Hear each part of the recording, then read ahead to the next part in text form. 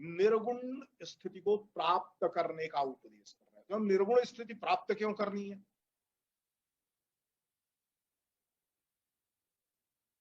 निर्गुण स्थिति की आवश्यकता क्यों है?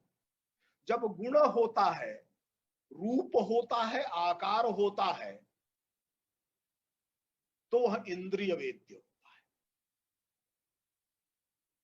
और जो इंद्रिय वेद्य होता है वह बांधता है। सभी संत एक बात पर तो सहमत हैं कि वस्तुतः मनुष्य का लक्ष्य मुक्ति है। मुक्ति का तात्पर्य बंधनों से मुक्ति है।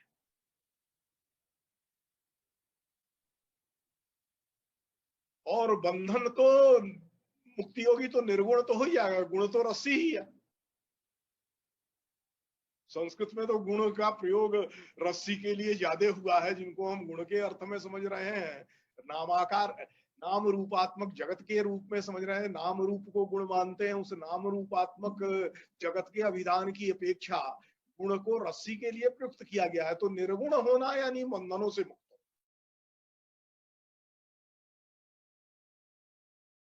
निर्गुण होना यानी अब कुछ भी प्राप्त करना शेष नहीं है।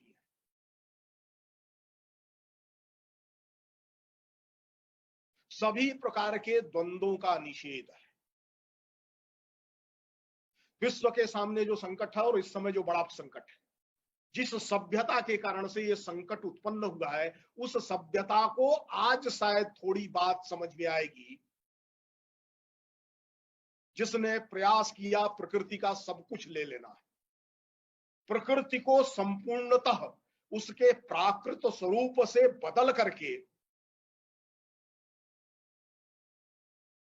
उत्पाद के रूप में सामने प्रस्तुत कर देना है।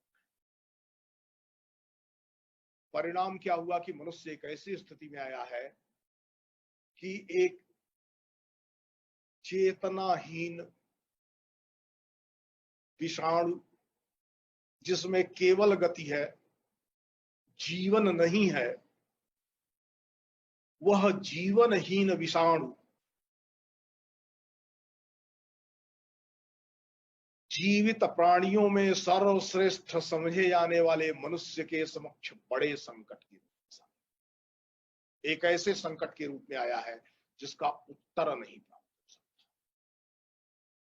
संत साहित्य को इस जड़ विश्व के दुख कारक होने, जड़ात्मक संसार के दुख कारक होने के बोध की देशना के साहित्य के रूप में जब देखा जाएगा तो इसकी प्रासंगिकता बनती है। संत साहित्य को निर्गुण सगुण के भेद से बाहर निकालना पड़ेगा, क्योंकि जिसको निर्गुण धारा के प्रथम कवि के रूप में, प्रथम संत के रूप में, महान सुधारक के रूप में प्रस्तुत किया गया है। जब कबीर ने अपने को सुधारक नहीं कहा, और कबीर के करोड़ों करोड़ों अनुयायी जो इस देश में फैले हैं वो भी उनको समाज सुधारक, धर्म सुधारक नहीं मानते हैं, अपितु ब्रह्म का प्रकट हुआ साकार रूप स्वीकार।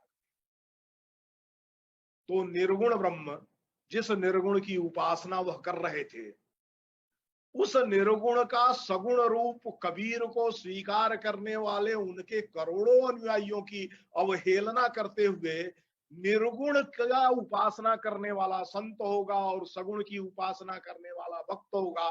जो निर्गुण की उपासना करेगा वो उपासना पंथों की आलोचना करता है, वह कर्मकांडों की आलोचना करता है, और कर्मकांडों से परे किसी ज्ञान कांड की, किसी ज्ञानात्मक स्थिति को स्थापित करता है।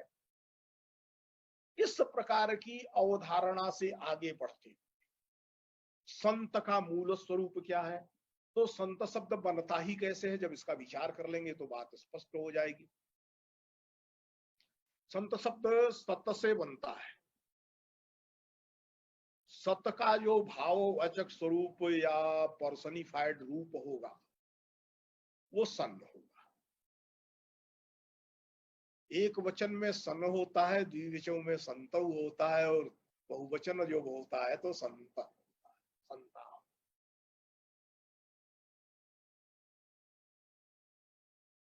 तो संत जब हम कह रहे हैं तो वस्तुतः समग्र साधकों को, समग्र उपदेष्टाओं को, वो भाषा में विचार कर रहे थे कि संस्कृत में विचार कर रहे थे, इसका अपलाप किए बिना जब ध्यान में देते हैं तो ध्यान में दिखाई संत मंत्र दृष्टा ऋषियों की परंपरा से अलग नहीं है। क्योंकि भारत की परंपरा में कभी ये नहीं कहा गया कि अब कोई ऋषि नहीं होगा और मंत्र दर्शन नहीं करेगा। भारतीय परंपरा में किसी को संत घोषित भी नहीं किया जाता है। इसकी कोई पहचान नहीं है, कोई लक्षण नहीं है कि ये गुण धर्म पाए जाएंगे, इस प्रकार का चमत्कार करने वाला होगा, इस प्रकार से छू करके चांगाई को उत्पन्न कर देगा तो वो संत घोषित किया जाएगा। और भारतीय परंपरा में एक और विशिष्टता है, मरने के बाद कोई संत नहीं होता। संत तो अपने जीवनावस्था में ही होता है। जो जीवन मुक्त है वह संत है, और जो विदेह मुक्त है वो तो आत्मा मात्र है। हम में, तुम में, खड़क खम में, सब में वही राम है, वह चिद मात्र है। इसलिए जब हम संत का विचार कर रहे हैं तो संत का विचार जिसे जीवन मुक्ति का अनुभव हो गया है, जो गुणों से परे चला गया है, जिसने रस्सी को काट दिया है, गुणों को काट दिया है और गुणों को काटने के संसाधनों को जानता है, उसका प्रयोगता है, और दूसरे अपने गुणों को यानी बंधनों को, अपनी रस्सी को काट सके इसके रास्ते बताता है। इसलिए वह जो ईश्वरीय सत्ता है, ईश्वर है, वह कर्ता भी है, वह नियामक भी है, वो दृष्टा भी है, वह साक्षी भी है, वो हम में, तुम में, सब में व्याप्त है। और वह सिर्फ इतना ही नहीं है, वो हमारे समक्ष सशरीर भी उपस्थित होता है, इस बात को प्रतिपादित करता है। जब कबीर, जिनको मैं कबीर को बार बार उल्लेखित करता हूं क्योंकि संत शब्द का प्रयोग जब हिंदी साहित्य के अंदर होता है तो कबीर का चित्र अपने आप सामने आने लगता है। तो कबीर और निर्गुण धारा के प्रतिपादक के रूप में माने जाते हैं। लेकिन कबीर क्या कहते हैं, वो तो राम को सर्वत्र देखते हैं। एक राम दशरथ का बेटा, एक राम घटघट में लेटा, एक राम का सकल पसारा। तो दशरथ पुत्र राम, घट घट व्यापी राम, इस संपूर्ण ब्रह्मांड को व्याप्त करता हुआ, इससे परे जो चैतसिक स्वरूप है वह राम। इन तीनों में भेद नहीं है। भेद तो आवरण का है। आज यह प्रश्न बहुत महत्वपूर्ण है, बहुत प्रासंगिक। हमने विविध प्रकार के आवरणों का निर्माण करने वाली सभ्यता को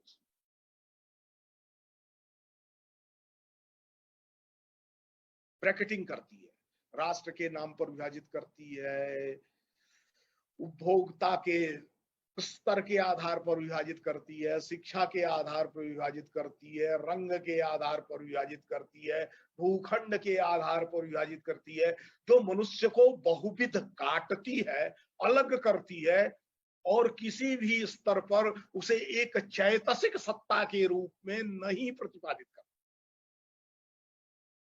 संत साहित्य का उपयोग मनुष्य को साधन बना करके अपने सुख के लिए जो यत्न हो रहा है, और वह यत्न का जो सभ्यता विमर्श है, वह सभ्यता विमर्श हमारी खुद की चेतना का भी हिस्सा बनता जा रहा है। व्यक्ति भी अपने स्वार्थों के वशीभूत होकर के दूसरे मनुष्य को जब साधन के रूप में, उपकरण के रूप में प्रयुक्त करता है, और परिणामतः जाने अनजाने एक व्यापक छल छद्म का शिकार होकर के छल छद्म करने वाला भी बन जाता है। इससे मुक्ति का कोई साधन नहीं। तो वह भारत की संत परंपरा है। वो संत परंपरा कबीर के रूप में दिखाई देगी, वो रामानंद के रूप में दिखाई देती है, वो रैदास के रूप में दिखाई देती है, वो पीपा के रूप में दिखाई देती है, वो विदर्भ में गजानन महाराज के रूप में दिखाई देती है, वो टुकड़ोजी रूप महाराज के रूप में दिखाई देती है, वो समर्थ रामदास के रूप में दिखाई देती है, वो धन्ना के रूप में दिखाई देती है, वो दादू के रूप में दिखाई देती है, सर्वत्र फैली हुई है वो सिख गुरुओं के रूप में दिखाई देती है। इस प्रकार से सर्वत्र जो फैली हुई है, वो तुलसी के रूप में, वो सूर के रूप में, वो मीरा के रूप में, सर्वत्र फैली हुई और रहीम के रूप में भी दिखाई देती है और रसखान के रूप में भी दिखाई देती है, वो जायसी के रूप में भी दिखाई देती है। ये जो विविध परंपराएं हैं, इनका हार्द एक ही है। हार्द क्या है? दो चीजों से, मनुष्य को ऐषणाओं से मुक्त करना है, मनुष्य के डिजायर्स को, मनुष्य के मद मोह मात्सर्य जैसे जो रिपु है, उसके आंतरिक चैतसिक रिपुओं से मुक्त करना है। दूसरा कि एक मनुष्य को दूसरे मनुष्य को साधन समझने की अपेक्षा साध्य के रूप में समझना है। यह संसार हमारे संग्रह और हमारी पीढ़ियों के लिए संग्रह के लिए नहीं है, अपितु यह संसार हमारा अपना जीवन संचालित करने और हमारे अपने जीवन के संचालन के साथ हमारे परिवेश में जो अन्य है उनके जीवन के सहज सुकर निष्कंटक संचालन में और सगुण दिशा में, सकारात्मक दिशा में उनका जीवन चल चले, इसके लिए उनको साध्य के रूप में सामने देख करके व्यवहार करने का संसार है। आज दुनिया में जो मूल्यों का संकट खड़ा हुआ है, वैल्यू क्राइसिस है, इस वैल्यू क्राइसिस का मुकाबला कोई कर सकता है तो भारत की संत परंपरा कर सकती है, भारत का संत साहित्य कर सकता है। इन सब में एक बात समान है, सभी करुणा को महत्व देते हैं, सभी करुणा संपन्न हृदय मनुष्य को मनुष्य होने का लक्ष्य बताते हैं, सभी अहिंसापूर्ण जीवन और दानवी व्यवस्था का प्रतिकार। ये दानवी व्यवस्था के रूप, आकार और पर्याय अलग अलग हो सकते हैं, लेकिन दानवी व्यवस्था का प्रतिकार यह करना मनुष्य होने की पहचान है, इसका उपदेश करते हैं। मनुष्य को अंततः शांति कैसे प्राप्त हो,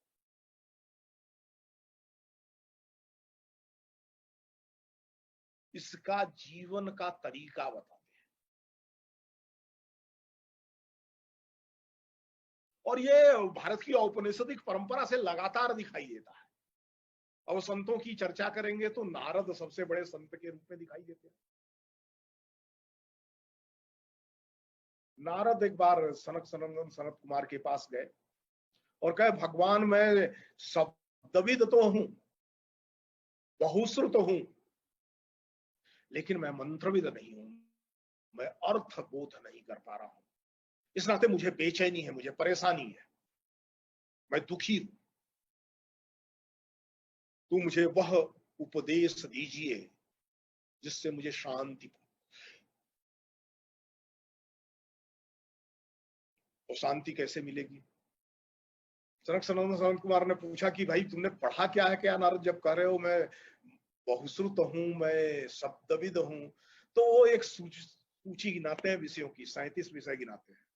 उसमें मेटलर्जी, चिकित्सा विज्ञान और टेक्सटाइल इंजीनियरिंग जैसे शब्दों से आज जिन विद्या स्थानों को हम जानते हैं, वो सारे विद्या स्थान भी उसमें आते हैं। लेकिन ये सब जानने के बाद मैं शांत नहीं, तो मुझे शांति दीजिए। समस्त विद्याओं का, समस्त ज्ञान का उपदेश का हार्द शांति की प्राप्ति है। ये शांति होना, ये कब होगा? जब मनुष्य अंदर की यात्रा को जाएगा।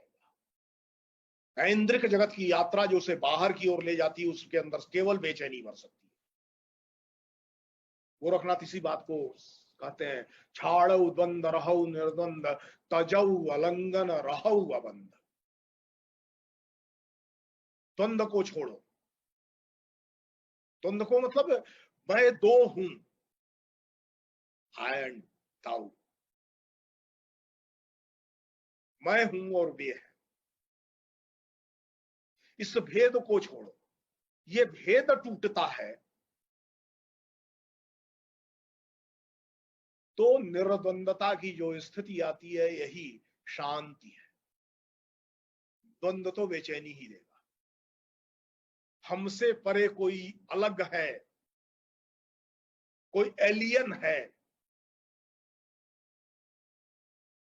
वह दुख देता है। अपने से अलग समझना ही अज्ञान है, अविद्या है। सभी संत इसी बात।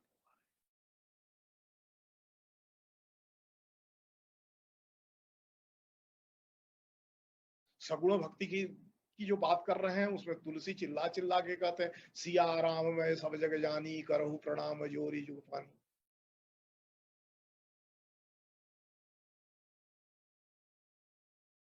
कबीर तो एकदम अद्वैत की ही बात करते हैं।